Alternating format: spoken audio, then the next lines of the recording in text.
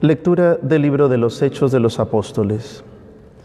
En aquellos días el sumo sacerdote y los del partido, la secta de los saduceos, llenos de envidia, mandaron arrestar a los apóstoles y meterlos en la cárcel común. Pero por la noche el ángel del Señor les abrió las puertas de la celda y los sacó fuera diciéndoles: vayan al templo y enseñen al pueblo todo lo referente a esta nueva vida. Entonces ellos entraron en el templo al amanecer y se pusieron a enseñar. Llegó entre tanto el sumo sacerdote con los de su partido, convocaron el Sanedrín y el pleno de los ancianos israelitas y mandaron por los presos a la cárcel. Fueron los guardias, pero no los encontraron. No los encontraron en la celda y volvieron a informar: hemos encontrado la cárcel cerrada, con las barras echadas y a los centinelas guardando las puertas, pero al abrir no encontramos a nadie dentro. Al oír esto, el jefe de la guardia del templo y los sumos sacerdotes no atinaban a explicarse qué había pasado con los presos. Uno se presentó avisando: los hombres que ustedes metieron en la cárcel están ahí en el templo y siguen enseñando al pueblo. Entonces el jefe de la guardia salió con sus ayudantes y los trajeron sin emplear violencia, por miedo a que el pueblo los apedrease. Palabra de Dios. Te alabamos, Señor. Si el afligido invoca al Señor, Él lo escucha. Si el afligido invoca al Señor, Él lo escucha. Bendigo al Señor en todo momento. Su alabanza está siempre en mi boca. Mi alma se gloría en el Señor. Que los humildes lo escuchen y se alegre. Si el afligido invoca al Señor, Él lo escucha. Proclamen conmigo la grandeza del Señor. Ensalcemos juntos su nombre. Yo consulté al Señor y Él me respondió. Me libró de todas mis ansias. Si el afligido invoca al Señor, Él lo escucha. Contémplenlo y quedarán radiantes. Su rostro no se avergonzará. Si el afligido invoca al Señor, Él lo escucha y lo salva de sus angustias. Si el afligido invoca al Señor, Él lo escucha. El ángel del Señor acampa en torno a sus fieles y los protege. Gusten y vean qué bueno es el Señor. Dichoso el que se acoge a Él. Si el afligido invoca al Señor, Él lo escucha. Nos ponemos de pie. Aleluya, aleluya, aleluya.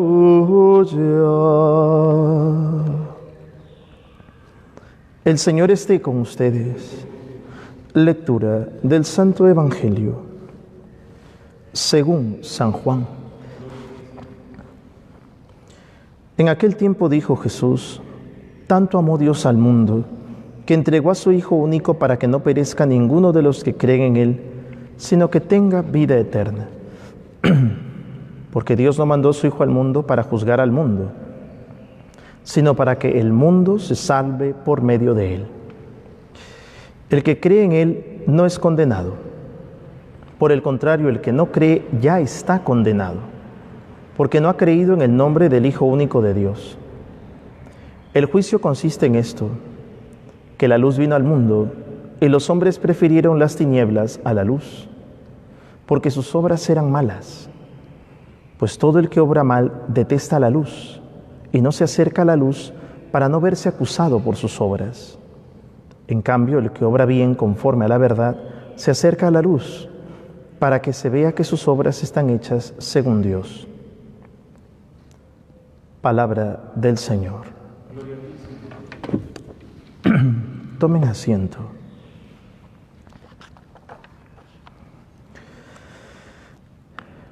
Muy queridos hermanos, hoy el Evangelio ha sido muy claro.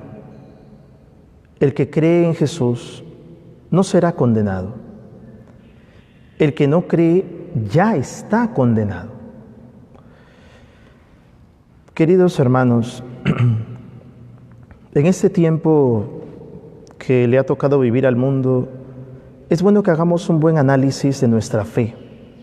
Y para eso, solamente hay que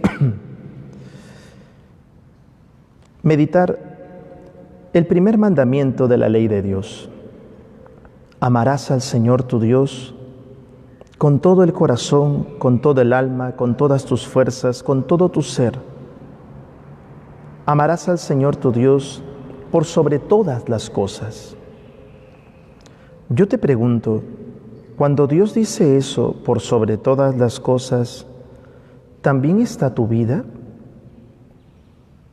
¿O es que yo amo a Dios por sobre todas las cosas, pero menos mi vida? Dios, por favor, mi vida sí no la toques.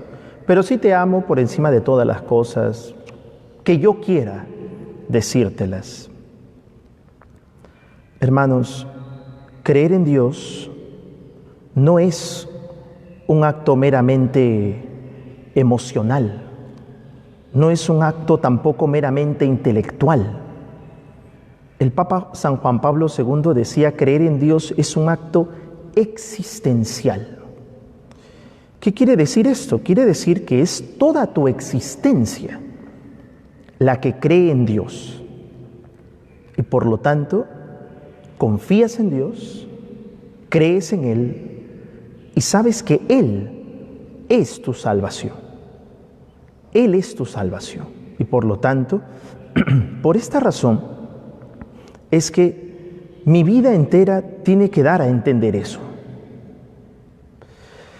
Tantas opiniones que se han cernido durante todo este tiempo, tanta información, tanto bombardeo de información, que si este tuvo la culpa o no tuvo la culpa, que si están pasando esto o aquello. Podemos sacar una conclusión sencilla a la luz de la fe. Si bien es cierto, podemos decir que este virus puede haber sido creado por alguien para dañar a la humanidad, porque esto ha dañado a la humanidad, y para esto no hace falta más que prender un noticiero y verás cuánto daño ha causado este virus. Si Dios ha permitido esto, Dios lo ha permitido, no lo ha querido, Dios ha permitido esto y ha permitido este tiempo para la Iglesia, para que analice bien cuánto ama a Dios, cuánto amas realmente a Dios y cuánto valoras lo que Dios hace por ti. Es importante entender eso, primera cosa. Y segunda cosa, lo que es innegable, es que sí hay un psicosocial, el psicosocial del miedo. Todos tenemos miedo. La gente tiene miedo cuando sale a las calles. Bueno, tiene miedo cuando sale a las calles, tiene menos miedo cuando sale a las calles a comprar sus alimentos, pero tiene más miedo cuando va a venir a un templo, ¿verdad? Es una cosa rara, ¿no? Una cosa extraña, ¿no? Tengo miedo, más o menos miedo cuando voy a un supermercado a comprar algo y todo el mundo ha tocado lo que me voy a llevar a mi casa, poniendo también en peligro a mi familia, ¿no? Y tengo más miedo cuando voy a una iglesia en donde hay 5 personas y yo siento que me puedo contagiar, ¿verdad? Una especie de algo sin sentido, ¿no? Algo absurdo. Pero así es el ser humano. Y este miedo, definitivamente, ¿qué es un psicosocial? Este miedo es lo que hace que el ser humano sea más vulnerable a esta enfermedad. Se analizaba un poco y se decía por qué los médicos y las enfermeras se han contagiado. ¿Por qué incluso militares, policías se han contagiado? ¿Por qué? Porque cuando ellos salen a las calles, salen con ese miedo. El miedo, está comprobado, baja las defensas de las personas. Y si estás en un estrés, es peor. El estrés lo tienen más los médicos y las enfermeras, que estando 12 horas al día, envueltos en un traje como de astronauta, atendiendo a gente que tiene esta enfermedad, exponiéndose, efectivamente, se pueden contagiar, claro está. Tú y yo no estamos en esa situación. Tú y yo no vamos a ir a un hospital a tener 12 horas de trabajo para ponernos un traje que nos va a elevar la temperatura a 32 grados centígrados en el cuerpo, a sudar como locos 12 horas y a exponernos y a tener un estrés de esa manera. Tú y yo no vamos a someternos a eso. Claro que no. Sin embargo, estas personas lo hacen heroicamente y se reconoce ese trabajo. Sin embargo, ¿cómo puede sentir miedo una persona que cree que por solo venir a misa, sentarse en una banca, estar distante una de otra, 5 metros de distancia, va a sentir que se va a contagiar de inmediato? Sería algo extraño, ¿verdad? Si se toman todas las medidas de precaución, no creo que te contagies. Ellos sí están más en riesgo de contagio porque ellos sí tratan a gente así. ¿A dónde quiero llegar, hermanos? ¿Cuál es nuestra fe? Cuando esta situación se controle, cuando se permita a la gente poder venir a los templos, ¿tú vendrías? ¿O es que todavía te quedarías en el miedo de que te vas a contagiar por ir a la iglesia, pero no te vas a contagiar cuando vas a un supermercado? Hermanos, pensémoslo bien. La vida espiritual, la vida de fe, es existencial. Por lo tanto, aquí se trata de mi relación con Dios y de cuál es el lugar que ocupa Dios en mi vida. Ese es lo más importante. De eso se trata la fe. No se trata si te vas a contagiar o no. Se trata de qué lugar ocupa Dios en mi vida. Y si el afligido invoca al Señor, Él lo escucha. Claro que sí. ¿Cuántas veces empleamos la fe para otras cosas? ¿Por qué no podemos decirle, Señor, aunque sé que puede ser un riesgo venir aquí, un riesgo mínimo, ni siquiera es un riesgo máximo, es un riesgo mínimo, de venir aquí a estar contigo, a recibirte, a confesarme? No se pueden hacer confesiones virtualmente. Gracias a Dios, no se pueden hacer confesiones virtualmente. A confesarte, a hacer un buen examen de conciencia en este tiempo. Y cuando esto se permita, y cuando se permita que la gente pueda venir, lo primero que tengo que hacer, Padre, yo quiero confesarme. Durante todo este tiempo he analizado mi vida y quiero confesarme. Eso es lo que yo tengo que hacer. Y recibirte, Jesús, en la Eucaristía. Aquí no se trata de dinero. No. Nosotros no le hemos pedido dinero a nadie. Desde que comenzó la cuarentena hasta ahora, no le hemos pedido dinero a nadie. La gente sí, lo ha donado de manera muy generosa, pero no porque se lo hayamos pedido. Simplemente le hemos dicho su voluntad.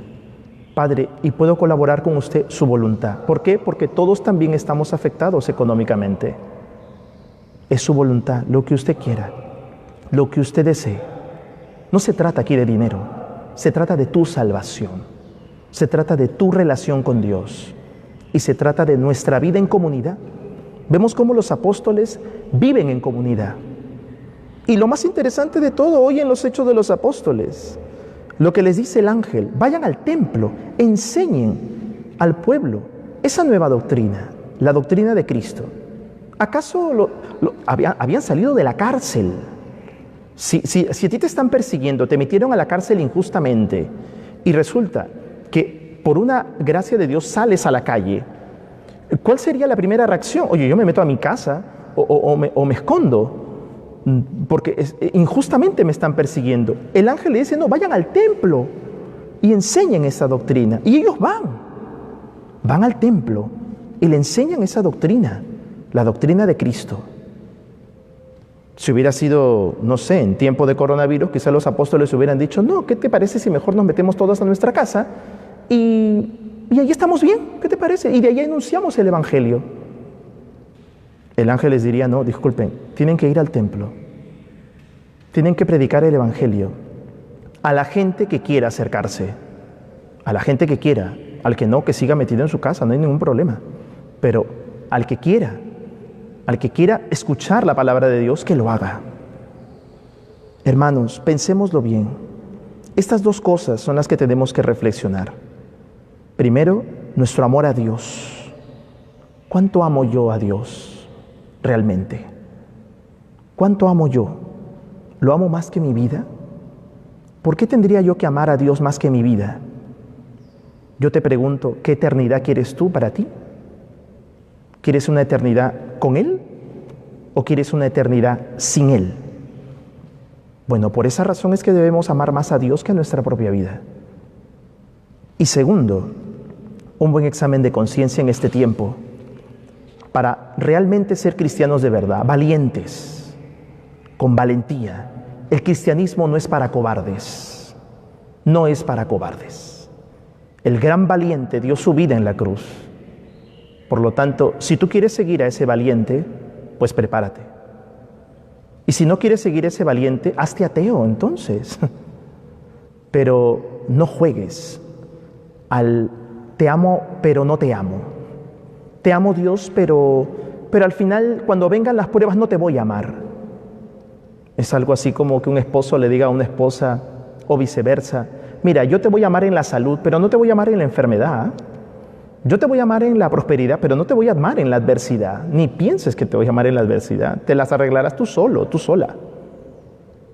Yo estoy más que seguro que si en ese momento se dicen eso, en el momento de la boda, si uno de ellos es sensato, le dice, padre, disculpe, yo no me voy a casar con esta persona. Yo no voy a empeñar mi vida con esta persona que no me va a amar siempre. Bueno, pues hay que amar a Dios siempre y demostrárselo.